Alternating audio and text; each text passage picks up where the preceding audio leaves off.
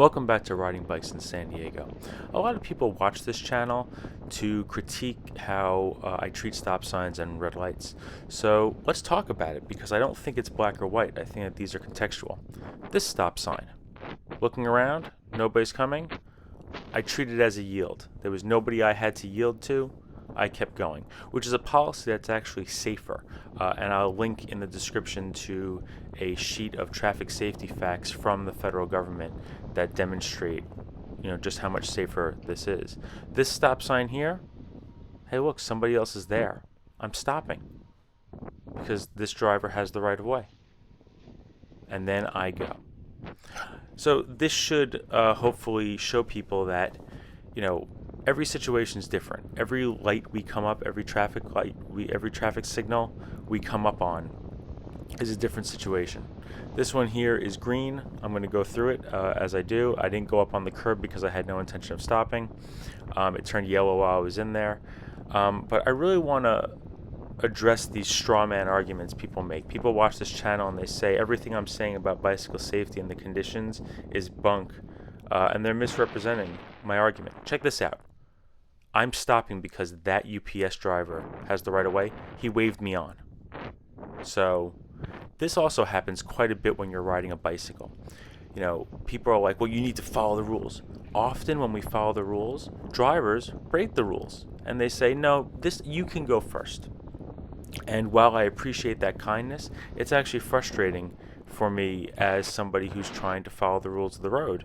When you have the right of way, I am stopping. I will give you the right that you have to go. And then when they're like, no, go ahead. I understand that it seems like an act of kindness, but it's actually causing confusion, especially if there are other drivers at the intersection. Let's look at this stop sign coming up. That truck is there. They're turning. They didn't have a blinker, so I came to a stop. See the situation. Oh, and I don't know if you noticed, but none of these cars are actually coming to full stop. Okay? That car, go back to that. That white car, they didn't come to a full stop. They did exactly what I did. And for the people who love to cite the law to me, this situation right here, looking, going. Vehicle code 22450, CVC 22450 says that every driver must stop at a stop sign. You must stop. But we also have this thing called a California roll. And all the drivers are doing it. And I'm not saying it's right, but I am saying that in a situation, most situations, the vast majority of situations, it doesn't matter. I'm not on this channel advocating that every driver must come to a full, complete stop for, a couple of seconds before they proceed. That's often not necessarily a safe thing to do. It's also environmentally harmful, all these things. But I do want to push back on the fallacies that people attribute to what's going on in these videos and the situations on our actual road. I'm stopped at this red light. Obviously, I'm stopping at this red light. This is a busy way. Texas is very busy. I don't want to get into any conflicts. These are the rules. Obviously, I'm going to stop at this stop sign and chill here until it's safe for me to go, until I get my light. I could speed it up a little bit so that we can just go. Get the green light. I go, the driver goes, the pedestrian goes with the dog. It works out for everybody. But I don't like this idea that, the slippery slope that a lot of people come in here into the comments with, that, if you don't make a full stop, something horrible is going to happen. We're thinking people. We're looking at what's going on around us. We have context. We have situational awareness.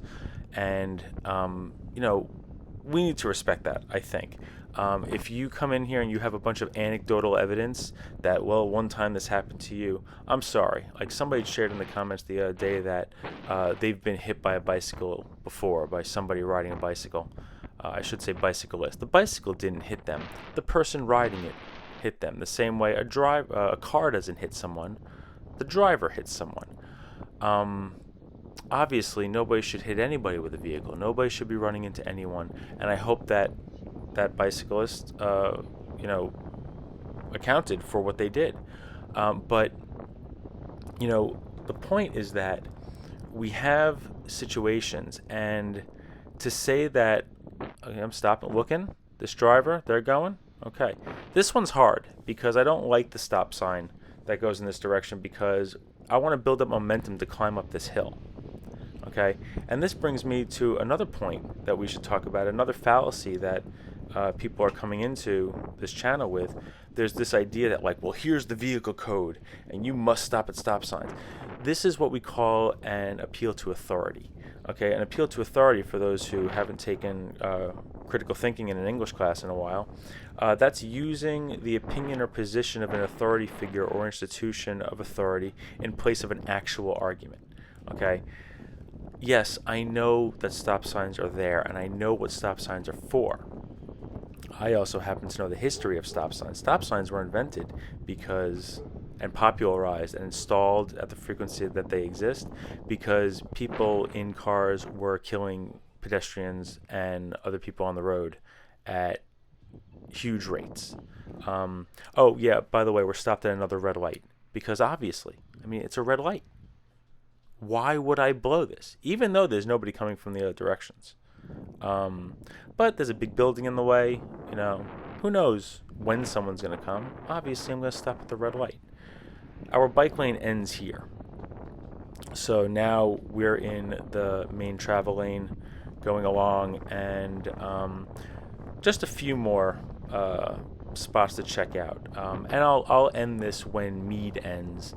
And then we'll watch some other videos from other stretches, because I did a long bike ride on this day and a lot of cool places, so I want to show them to you. We're going by an elementary school here, and you know, this is a pretty heavy residential area. We've been going through residential areas this whole time too. Let's see what happens to the stop sign. Other drivers went through, and okay.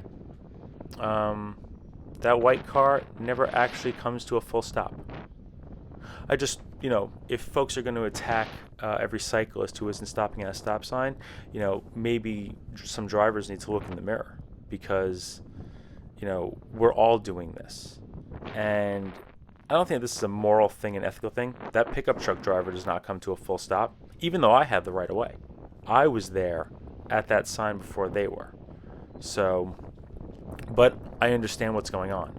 I'm aware of the situation. Stopped, let them go. Nobody gets hurt. This is another spot right here. I'm going to stop here. Thanks. That pickup truck driver waved me on. It's hard to see. It's far away, but he said, yeah, go ahead. So I did. You know, I would have waited. I was prepared to wait. And, but no, you go. So I'm going to go.